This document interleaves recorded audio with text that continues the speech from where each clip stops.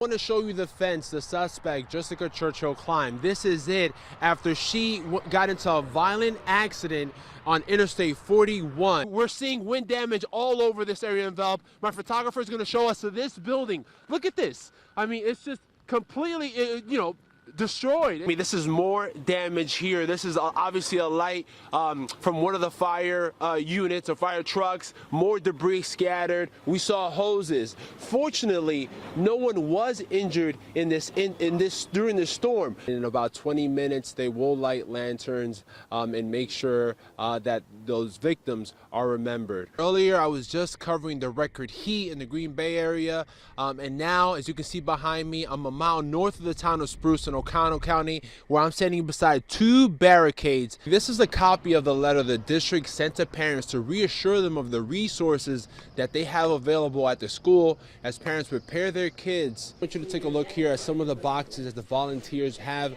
put together so far to store some of the loose items, but they're still here. They've been here since 3:30 this afternoon, just helping out. Reporting live in Green Bay, Joshua Peguero, Action 2 News. We begin with the very latest on the breaking news we first told you about last night in Milwaukee. Police are investigating 3 shootings that injured more than 20 people near the city's downtown, blocks away from the Pfizer Forum, where thousands of people were leaving the Bucks-Celtics game. Cami, police say these gel guns are dangerous. They provoke fear among the public, but one mother says her son was unfairly targeted. So the purpose of this gathering is to get our black youth heard. Taisha Jackson says her 14-year-old son was arrested on Wednesday on Washington Street along with 5 others. Other kids are very, very traumatized by this. Police charged them with several crimes, including disorderly conduct. Officers say a person reported being shot with a gel gun while on city deck. Jackson held a meeting at Whitney Park with police and several community members who are black and Hispanic, concerned that police used excessive force. But officers denied those claims, saying the whole story isn't being told. We meet with the community members to explain why things went the way they did. And there are situations where there's only a fraction of the video that is being portrayed, but we want the community to know that there's so much more video. The cameras that the officers wear show all this. Green Bay police warned that these gel guns are an issue. On Wednesday, 5 juveniles were arrested in Bay Beach for committing a robbery using that type of gun. Police say they're committed to transparency. All we ask is a seat at the table for anything, whether it's a small issue or a big issue in our community. We just want to have a seat at the table so they have a chance to explain what happened, why it happened. Several others showed up to support black and brown youth as well as police. And they just went through a terrible pandemic, as well as seeing stuff happen the last 2 years amongst their peers, amongst people who look like them, people who don't look like them.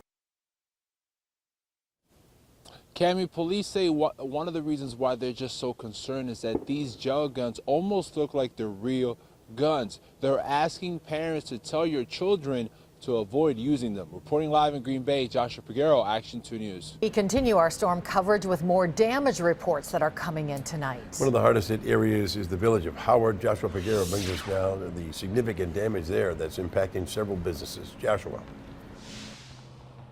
Bill and Cami, this has been a wild weather day. 2 hours ago, we were drenched with rain as we were reporting live on air. And you can see behind me, now that the rain has cleared, this building, the roof is off. This is along Velp Avenue in Howard. The road behind me was closed for some time as emergency crews cleared out debris. The American Hotel on Velp Avenue had one of its windows shattered by flying debris. It scared people nearby. All of the doors here exploded open. The chimney back there, everything that had doors on it come flying out. So yeah, it was pretty much like an explosion in here as soon as the pool window broke. The hotel lost power and several took to the lobby to hunker down. Some of those staying at the hotel were enjoying a night out in Green Bay when the storm swept through. We got to Stadium View about 10 minutes prior, and on the way there we heard tornado sirens. As soon as we walked in, they put us all in the banquet hall. They weren't expecting to return to this amount of damage at American. By Stadium View, there was no damage at all, and then once we got here, it was crazy. It's honestly astonishing of how much winds can do to buildings around here.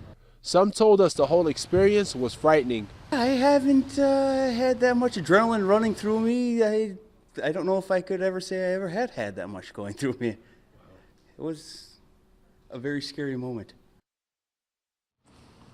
Bill and Cammy, I have to tell you, this story does have a happy moment. A manager at the Chick-fil-A in Schwabenau, the new one that opened, actually came to this hotel and dropped off a whole bunch of chicken sandwiches. It definitely brightened up the mood, and it's just an example of when things get tough, how some people, especially here in Northeast Wisconsin, come out to help. Reporting live in Howard, Joshua Peguero, Action 2 News.